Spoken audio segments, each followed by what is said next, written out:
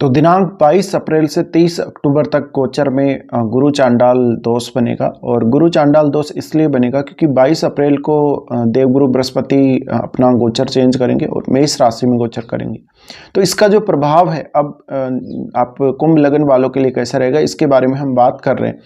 कुंभ लगन को अगर देखा जाए तो कुंभ लगन में देवगुरु जो बृहस्पति हैं आपके चार्ट में जो 11th हाउस और 2nd हाउस के स्वामी हैं और ये गोचर करेंगे आपके 3rd हाउस में जहां राहु ऑलरेडी गोचर कर रहे हैं।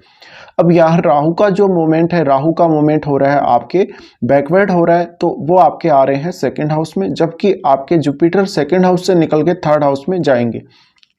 लेकिन फिलहाल जो राहु है वो वही है और वो धीरे धीरे मूव कर रहे हैं। लेकिन यहाँ पर क्योंकि जो एक ऐसा चरम बिंदु आने वाला है जहाँ पर राहु और गुरु एक दूसरे के बिल्कुल निकट होंगे, बिल्कुल पास होंगे, और फिलहाल ये 30 अक्टूबर तक राहु आपके 2nd हाउस में नहीं आने वाले, उसके बाद ही इनका प्रवेश होगा। तो तब तक आपके 3rd हाउस में ही ये गुरु चांडाल योग बनेगा। तो इसका जो प्रभाव है आपको क्या देखने को मिलेगा, देखिए 3rd हाउस में ये बन रहा है तो आप अपनी क्रिएटिविटी को बहुत हद तक आगे लेकर जाने वाले हैं, अपनी इच्छाओं को, अपनी रुचियों को बढ़ाने वाले हैं। ये जो युति बन रही है दोनों की, वो कहीं ना कहीं आपको अपना ज्ञान का बेहतर इस्तेमाल करने के लिए अब प्रेरित करेगी। और दोनों ही जो ग्रह हैं वो एक्सपांसन के कारक हैं, दोनों ही ग्रह बहुत ज़्यादा विस्तार के कारक हैं। तो 3rd हाउस से रिलेटेड आपका कोई प्रोफेशन है, 3rd हाउस से रिलेटेड आपका कोई काम है, तो उसको आप और विस्तार दे सकते हैं।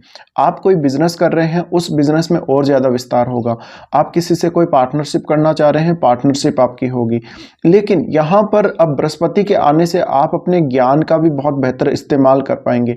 कुछ मामलों में आप अपने निर्णयों को बदलेंगे क्योंकि राहु ऑलरेडी मेष राशि में काफी समय से गोचर कर रहे हैं और उनका जो इम्पैक्ट है, कभी कभी हो सकता है कि आप राहु के भ्रम में आके कोई काम कर रहे हो, लेकिन जुपिटर का जैसे ही प्रवेश होगा तो आप अपने ज्ञान को भी बेहतर तरीके से यूज कर पाएंगे। इसके अलावा आपके पास जो पैसा है, आपके पास जो धन है, उसका बेहतर इस्तेमाल आप अपने कार्यों में कर सकेंगे।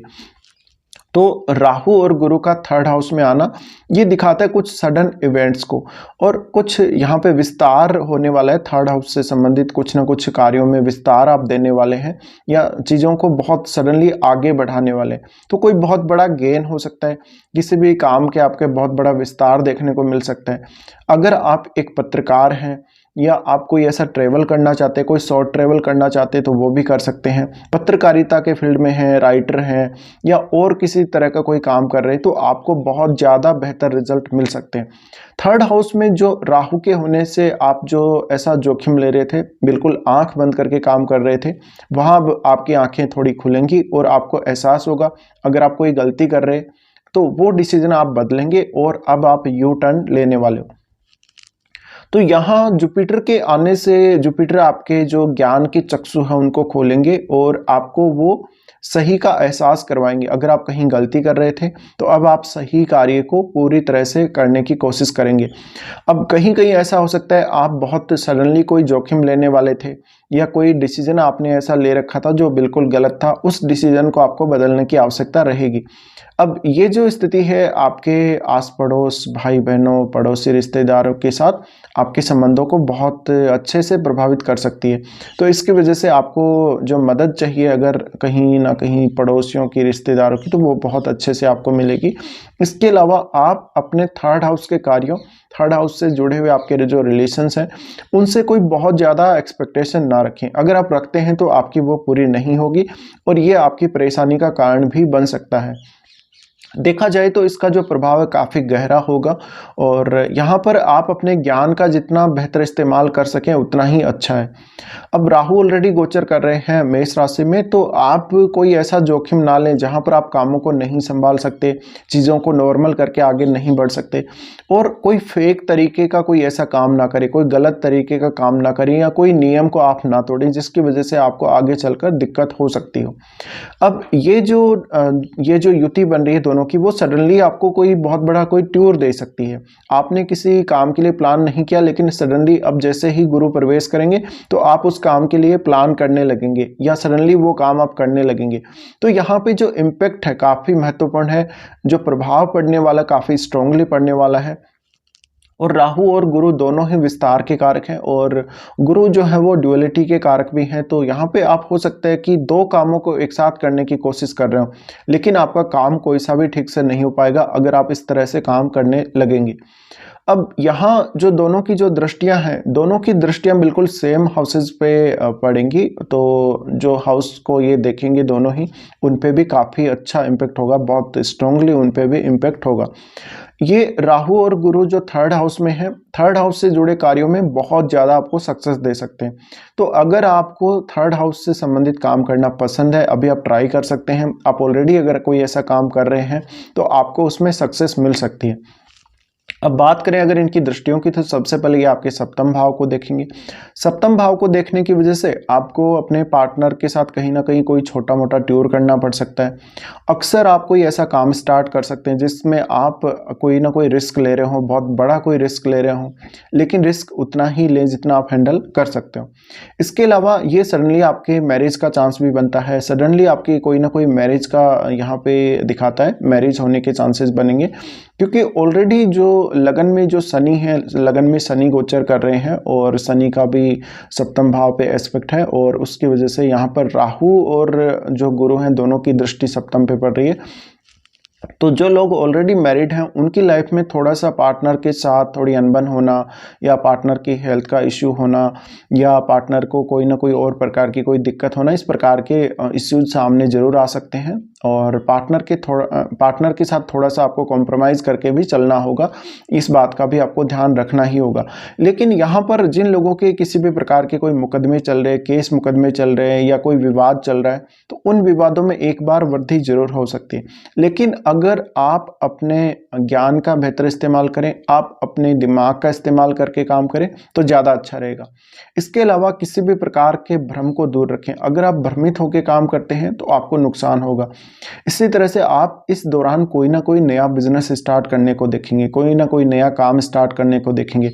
लेकिन अगर आप कहीं पार्टनरशिप करने जा रहे हैं तो हो सकता है शायद आपको पार्टनरशिप सूट ना करे। तो अपनी कुंडली को चेक करने के बाद ही आपको पार्टनरशिप करनी चाहिए। लेकिन आप कोई ना कोई काम करने के लिए इस समय ज़रूर प्लान कर सकते हैं, कोई ना कोई बिजनेस करने के लिए आप ज़रूर प्लान कर सकते हो।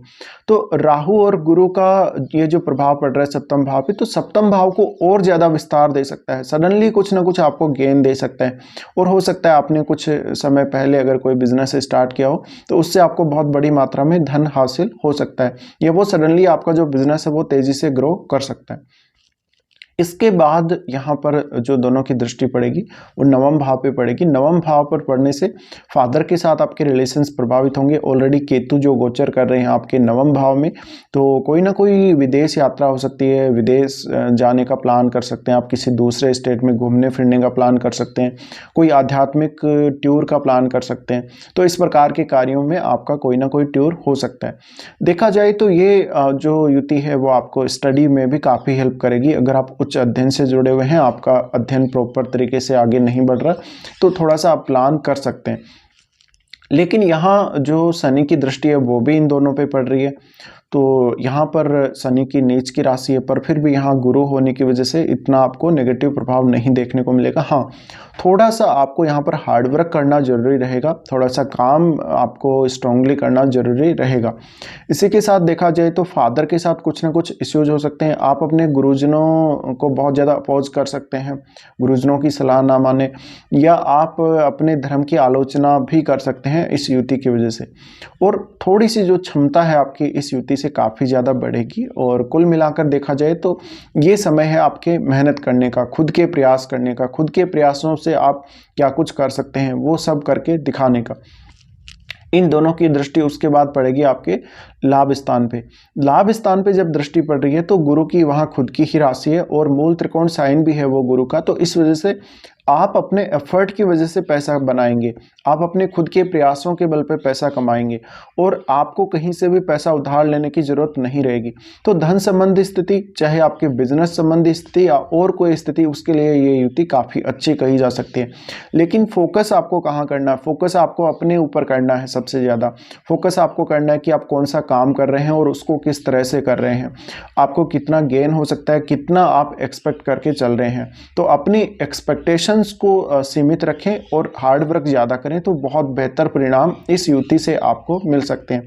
तो अब हम देखें तो इस युति का कोई बहुत बड़ा नकारात्मक प्रभाव नहीं है, हालांकि थोड़ा सा जो मैरिड लाइफ का इशू है वो जरूर यहाँ आ सकता है, और जिन लोगों की मैरिज नहीं हो रही थी उनकी सडनली मैरिज होने के चांसेस बनेंगे। तो कुछ इस प्रकार के परिणाम आप लोगों को कुंभ लगन वालों को देखने को मिल सकते हैं।